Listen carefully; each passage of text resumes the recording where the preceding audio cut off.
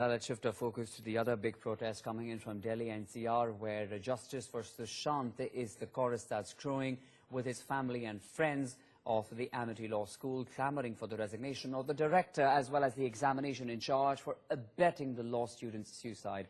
Sushant Rohilla, a third-year student of the Amity Law School, ended his life on the 10th of August at his residence after being harrowed for low attendance. That despite of pleas for leniency because of a leg injury, there was no respite to this young man. Students claim that despite his name figuring in the university list of students allowed to answer the exams, the college went ahead and debarred him. His father, Jagdish Kumar, who is a secretary in the Rajya Sabha, has demanded justice. Students are carrying massive protests, claiming that the college's autocracy has claimed Sushant's life. The family now plans to move court. Most of his friends are alleging that while there was compensation of attendance given for many other students who participated in college activities, he was not given any sort of compensation despite being unwell and also participating in college activities. Now, 2 civil cases have been filed against the Amity Law University. However, Amity University now has very categorically come out and said that they had repeatedly informed the family about his low attendance and they have nothing to do with his suicide. With video journalist Nitin, Ignore Court for News X. We want the authorities to take responsibility for whatever has happened. That's all that matters to us. You've let go of a child who was so promising. He was a bright student and they just let go of him. We are right now protesting and we will be protesting till they meet our demands, till the teacher resigns. Email में उसमें पता चला कि उसको detain किया गया, debar किया गया और उसने रिक्वेस्ट करी कि मेरे को डिबार नहीं करें, सिर्फ एक छोटे से मुद्दे पे, शॉर्ट ऑफ अटेंडेंस पे। उसमें मेल में उसने बड़ा क्लियरली कहा कि अगर आप मेरे को डिबार करेंगे तो मैं मेंटली सर्वाइव नहीं कर पाऊंगा, मेरी लाइफ डिस्ट्रॉय हो जाएगी, ये मेरी लास्ट होप है, मेरे को डिबार ना करें। और उसने सबसे स्पेसिफिकली मेडिकल ग्राउंड, उसको पैर पे चोट लगी थी, उसने मेडिकल ग्राउंड में बोला गया, लेकिन उस ईमेल का जवाब तो छोड़िए, कोई भी एक्शन, कोई भी कंस्ट्रक्टिव एक्शन यहाँ के किसी ऑफिशियल नहीं करा। We are a part of a democratic society and we must believe in, debate and discussion. But there is one system in this college which is highly centralized in the hands of one single person.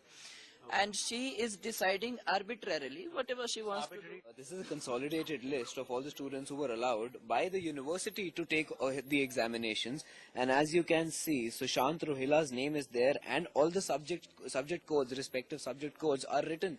The university never debarred him from taking the examination. It was the college.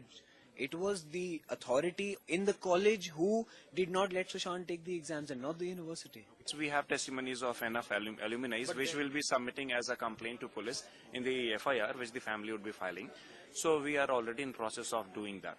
Our first and foremost demand for now is resignation of the director and the examination in charge, that is Dr. Professor Ishita Bhasani. We wanted to resign because it is more so because of her and the arbitrary acts that this boy committed suicide. She is the de facto director of our college, despite of a director being and sitting there.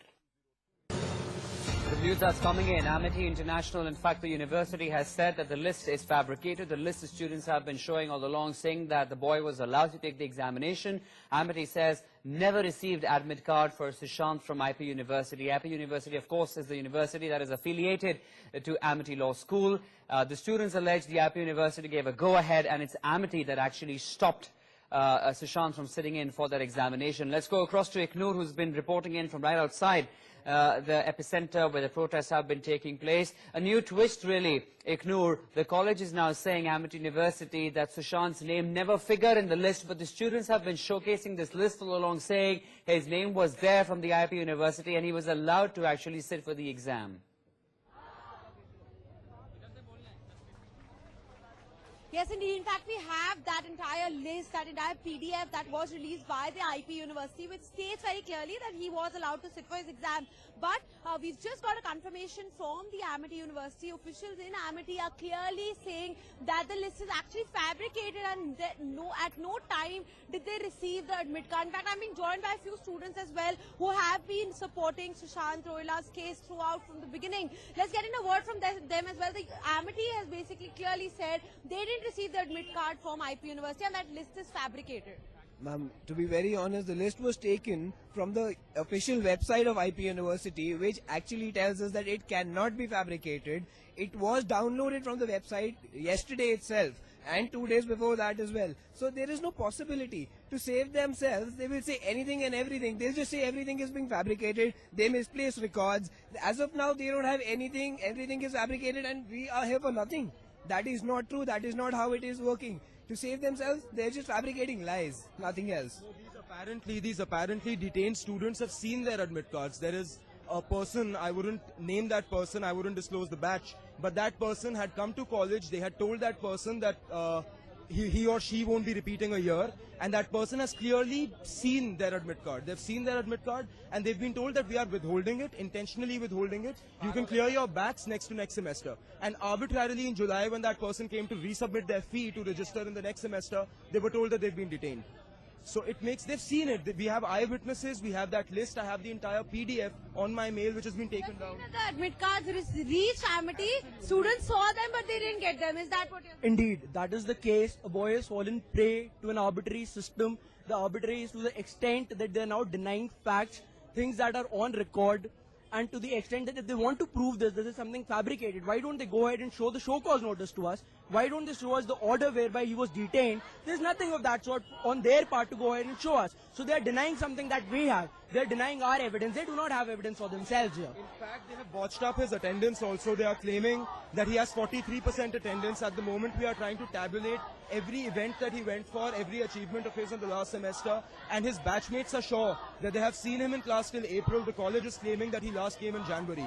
At one point, the university is saying very clearly that no application form was given by him to attend any co-curricular activity, which means that he can't be compensated for it. Ma'am, that cannot be true because he was a part of every event. He was in the organizing committee of every event, so it is not possible. We don't have to submit applications to take part in events. He submitted his memorial for an upcoming moot court competition which was going to happen in the following month.